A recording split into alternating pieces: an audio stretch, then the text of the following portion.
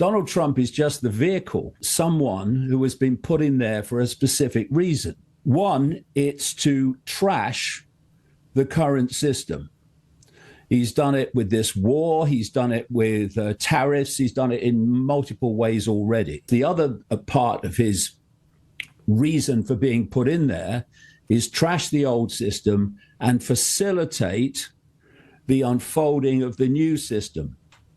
And this old system and new system are actually the creations of the same force, what I call this global cult, this global network of secret societies that plays out in our reality the agenda that's coming from another reality. It's a constant process of centralizing power. The more you centralize power, the fewer are making decisions affecting more and more and more.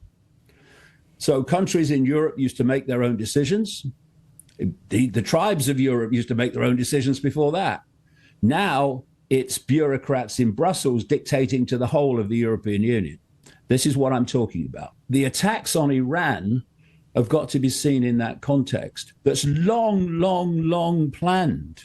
You know, when you look at Aldous Huxley and Brave New World, even you look at George Orwell in 1984, but look at Aldous Huxley, who was a real insider family, the Huxley family. And you look at what Brave New World was predicting in 1932, and you look at what's unfolding now, the technology he was talking about in his novel about the end of parenthood and technologically created humans, it's coming in now. And so you ask the question, how the hell did he know? Well, I think we talked about in previous interviews, there's two worlds. There's the world of the cult and there's the world of the population. And the cult is holding within its ranks, especially the inner circle, not Bill and Joe down the lodge, they're holding within its ranks advanced knowledge, which they don't want the public to know, of A, the agenda for humanity that's unfolding through the ages, and B, the nature of reality itself. And these same people and families that are in this cult have also created the sources of information and communication, media, education, etc., that the population get their information and thus their perception of reality from. And the idea is to only let them know as much as they need to know to serve that without knowing, and keep the real knowledge inside the cult. And if you have access to that cult, either through hard research and years of research, or you are part of it, or you are connected to it, then you can, like Aldous Huxley, you can predict the future decades and decades and decades before it happens, because you know what the projected future is. You know where it's planned to go. And so this whole Iran thing we're seeing unfold now is something that's been in the planning for a long time. And you've only got to look at Netanyahu. He's been calling for it since 1996 and even before. When it comes to the actual players in the moment, Trump in this case, mostly they don't know how far this is projected forward. They're not, the cult's not bothered if he thinks he's making the decisions. Now, obviously, when there's public reactions or things happen, they'll tinker with it and they'll say, oh, we can't quite go for this now because they won't have it. So we'll wait and then we'll go again when we think we can get away with it. That happens. Of course it happens. But actually there is a plan leading to an end. And so you look at a few things in terms of Trump. First of all, he was a close buddy, to say the least, of Jeffrey Epstein. Jeffrey Epstein was involved And he was a gopher, Jeffrey Epstein. He was a gopher for Mossad and the CIA and stuff like that. And you can be a gopher for this much deeper level of the cult and become very rich and at your level very influential. But you're still a gopher. I've said many times, if you can see them, they're gophers, because the real people that behind the scenes don't put themselves on public display. So Trump's this close buddy of Epstein. Epstein's running a blackmail operation. It's very clear that Trump's into this Epstein network up to his neck. And then suddenly, apparently out of nowhere, he announces he's running for office, running for president in 2015, 2016. What? Donald Trump? Everyone was laughing, weren't they? The media were like, oh, yeah, Donald Trump, he's running for president. Yeah. But I watched Trump during 2016 start off in the primaries against the best part. It wasn't quite 20, but it was the best part of 20 other candidates that wanted the Republican nomination. And I watched them disappear and disappear and disappear and disappear. And I thought, this guy has all the look of a chosen one here. And then he got the nomination. And once he got the nomination at the Republican convention in 2016, was it? Yeah. I thought, this guy's going to be president, because he had all the look of someone who's been selected. And by this time, of course, he has a daughter who's married Jared Kushner. Jared Kushner is a lifelong friend, literally since he was a kid, of Benjamin Netanyahu, who was a close friend of Charles Kushner, Jared's father. Then you have Donald Trump's father, Fred, who was a close friend of Netanyahu when he was over in America as the Israeli ambassador to the UN, etc. And suddenly it all starts to come together. You've got the Epstein, Mossad, CIA, absolutely dominant Mossad, blackmail operation. He's a friend of Trump. You've got now Jared Kushner's married Trump's daughter. You've got the background with Netanyahu and Kushner. You've got the background of Netanyahu and Fred Trump, and suddenly, it's an incredible little group, isn't it? And what happens when he runs for president? Sheldon Adelson hands over $100 million. Sheldon Adelson, who's got Zionism and Israel running through his DNA, or he had before he left us. Now, in this run up to the second term, you got another $100 million plus from Miriam Adelson, Sheldon Adelson's wife, and then you start. And this is a thing, when I see people now in the alternative media saying, oh, it's Israel, and Trump's controlled by Israel, I'm going, you mean you couldn't see it? So what you then have, if you were bringing it round to Iran now, just by coincidence, sits back in amazement, can't believe it, you had the peace negotiations, he said in quotes, with Iran in the run-up to this war, conducted by Steve Witkoff, who's an ultra-Zionist and Trump's golf partner, and acknowledged throughout Washington, it would seem, as, to say the least, not the brightest bulb in the box. And you have Jared Kushner, who was the dominant one. And Jared Kushner is basically an agent of Netanyahu, and Netanyahu is an agent of the cult. And so there was no way in the world that those so-called peace talks were meant to do anything but fail. And Iran could have agreed to everything they were asked to do without any pushback at all, and they'd still have attacked them because it's on the biorhythm chart. That's going to happen now.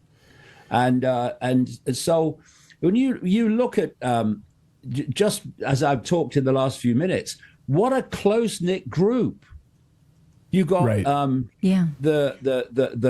lawyer Cohen, who was the mentor of Donald Trump coming up through the real estate business, who was an ultra-Zionist. Yeah, and absolutely not by chance was a lawyer to McCarthy. You have Donald Trump's father, Fred Trump, close mate of Netanyahu. Jared Kushner's brought up from a young kid, having Netanyahu come to stay at the house. In fact, he used to sleep in Jared Kushner's bedroom. And so you have this tiny group of people, Epstein's another one, and are all answerable to Israel. And the thing about Israel is people point the finger at Israel. But what I say to them is, yeah, okay, that's right. I've been doing it since the mid-1990s. But who controls Israel? If you hold the line at it's Israel manipulating Trump, on one level, that's true. But it's not the story. It's only the part of the story that plays out. You have to ask who controls Israel, and why is Israel, this tiny land in the Middle East, why is it so influential in terms of global events, which it is? Because it's a front asset and a vehicle and a conduit for this cult to bring mayhem to the Middle East and the wider world. That's why. But you've got to go back into the shadows and say who controls Israel, and then who controls the cult. Well, we've talked about who controls the cult, and this is the hierarchy, and it is perfectly summarized in that dollar bill and reverse of the Great Seal of the United States with the pyramid and all-seeing eye. The all-seeing eye is this force in this other dimension. And the pyramid is the pyramid hierarchy of control that plays out into the public arena. And by the time you get down to this level of the pyramid, everything to the general population looks random. And it's like coincidence or whatever. But actually, that which is transforming society and pushing it into greater and greater dystopia is not random. It's long, carefully, and calculatedly planned. Are you surprised at all by the sweeping away of the Epstein story? No, because again, you look at the level you are dealing with, but realize that it's part of a multi-level operation. So at the level of Donald Trump, he is desperate for what's in those files and what they will have taken time to remove, I'm sure, coming to public attention, because it's over if it does quite clearly. And the other thing about the Epstein story is that it is about blackmail. And, you have these politicians, for those that are a bit iffy on whether they would go with some votes, some support on that basis alone, there's always blackmail. And, one of the reasons that there is so much pedophilia, first of all, in the upper echelons of society, first of all, Satanism and pedophilia, and they are connected for reasons of a much bigger picture. the reason there's so much of it is the Satanism is interacting in their rituals with these other dimensional entities that I talk about. But in terms of pedophilia, which is like connected to that whole thing as well, there's the blackmail operation is extraordinarily powerful. I mean, the abuse of kids is so horrific, and it's not just the sexual abuse of kids; it's the violent abuse of kids. It's the sacrificing of kids in these satanic rituals. It's so horrific. I mean, you've got no chance of surviving if it comes out and you get pinned with it. Right. So the power of the terror of a politician, of it coming out. And what did Epstein have? And I've talked to survivors of the Epstein network, and they all talk about the cameras and the microphones. So they gotcha. And, I've been researching this pedophilia Satanism thing since the 1990s, way back in the 1990s. And the same thing's happening here in Britain in terms of blackmail. Once they gotcha, this is why they want people in positions of political power and influence who've got things that they want to hide. I once said about Bill Clinton, he's not got skeletons in the cupboard. He's got whole freaking cemeteries, right? Right. And because of that, we wouldn't want this to come out, Bill, would we? Would we? Well, right. We can go back further. Prince Andrew, right? So yeah.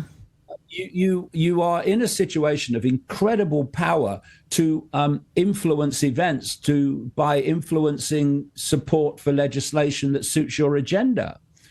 And so what we've had is this, not just. I hear people talk about the Epstein network is the biggest pedophile network in history. No, it's not. No, it's not. The pedophile network is global, just as the satanic network is global. It's all connected to this cult ultimately, and thus there are points where it comes to the surface in different places from time to time because it's kept under wraps brilliantly, actually.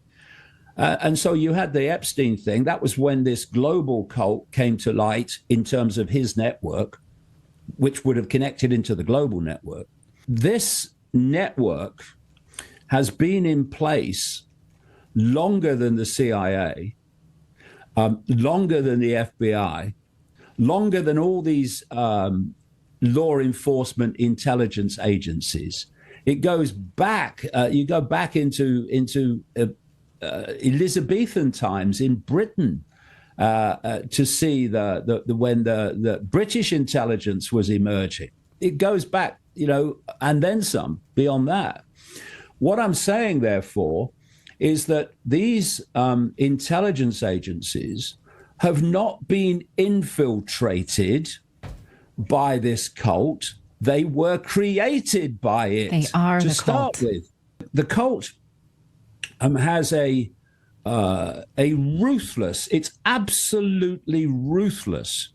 So if you're serving it and you serving it is beneficial to it, then they'll watch your back. They'll protect you no matter what.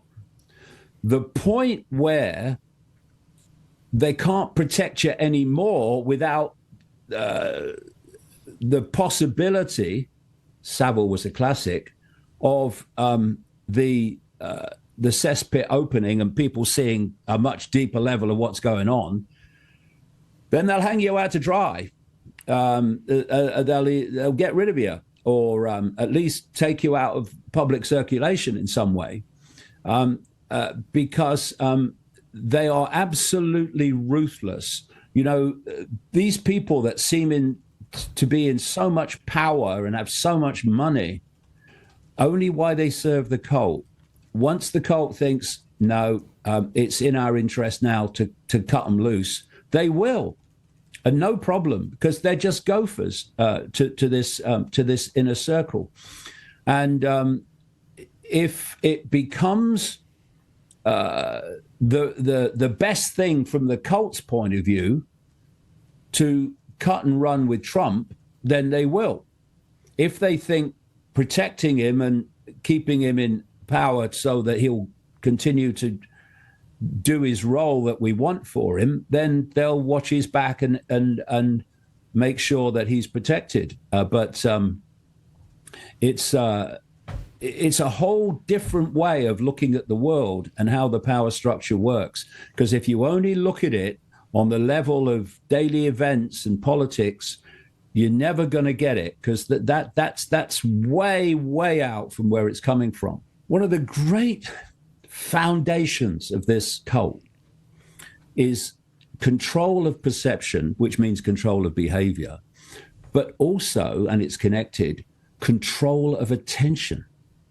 So they're creating dramas all over the place. So, oh my God, have you seen what's happened now? Oh my God, what's Trump done now? It's all drama. And of course, what's happening now in Iran is a massive drama. So it's an attention attractor, a magnet, obviously, understandably.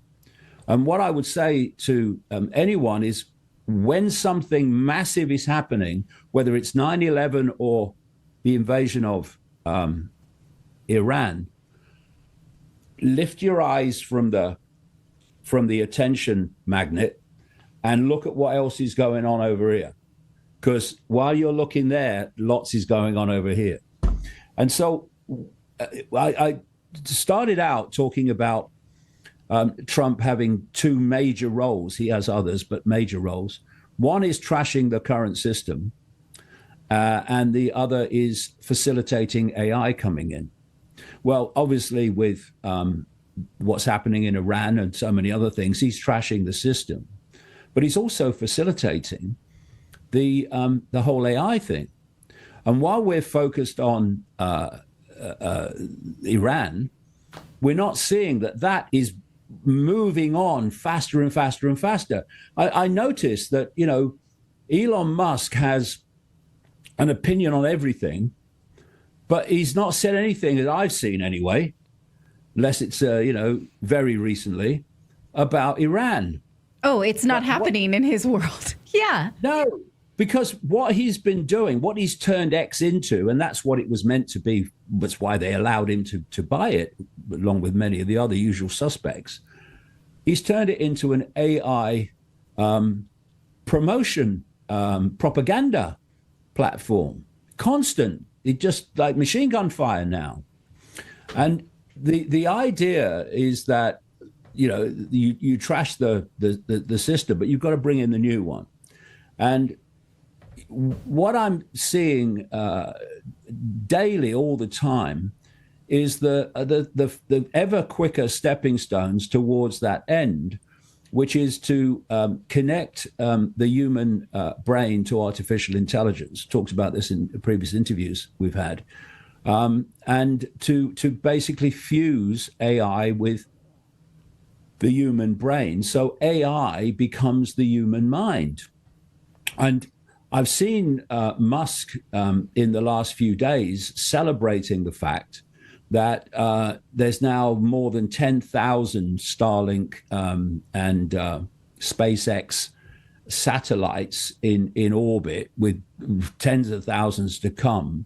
Jeff Bezos is coming up in the background as well with this.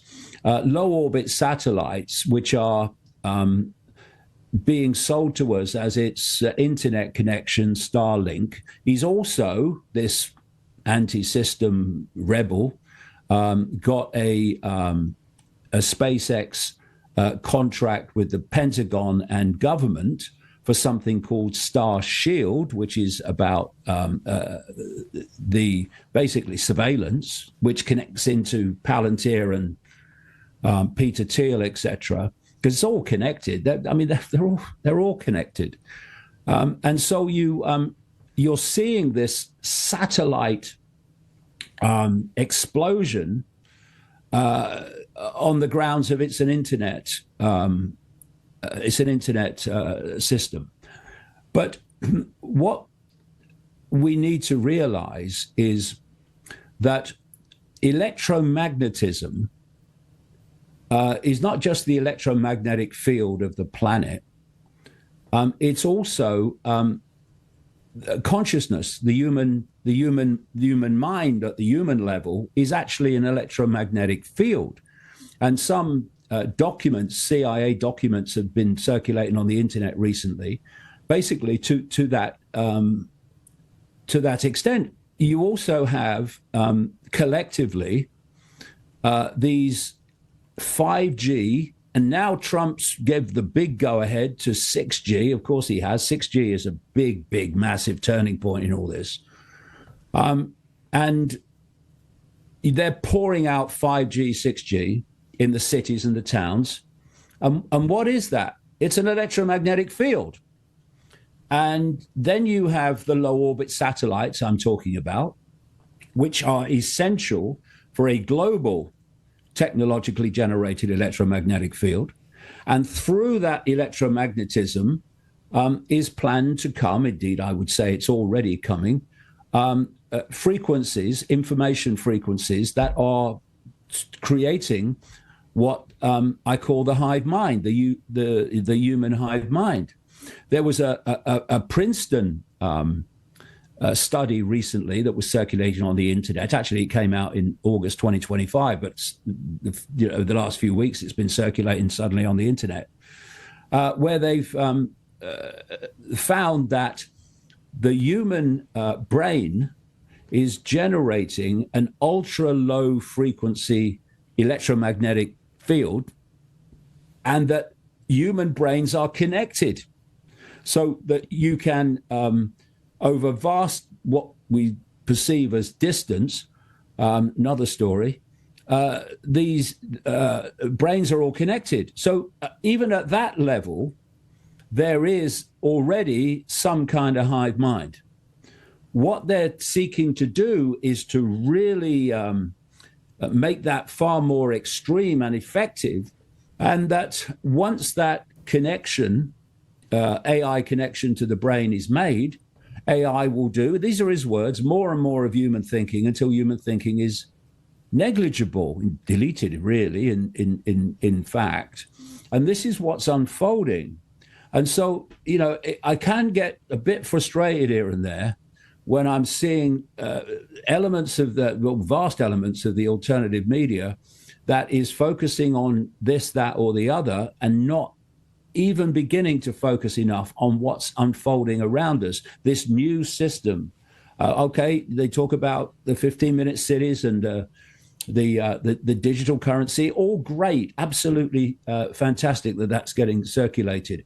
But this hive mind is the way they're planning to take complete control of human perception, human thought, human emotional response, and thus human behavior. The fewer choices you can make, the less freedom you have. The more choices you can make, the more freedom you have. They don't want us to be free. They don't want us to have freedom. So they must control choice and the number of choices we can make. And in our society, as it's been structured, those choices are overwhelmingly dictated by how much money you have or don't have. So there's no way they want us to have abundance. That's the last thing they want. They want us to have scarcity, because scarcity equals dependency equals control.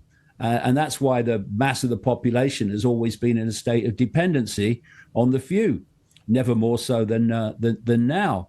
So we need to, I would suggest, see this bigger picture and not get caught in the myopia. Okay, yeah, look at the myopia. It's important. Look at what's happening in Iran. Absolutely, it's important. But know that it's one level of it, and it's not where it's coming from. It's certainly not coming from Trump.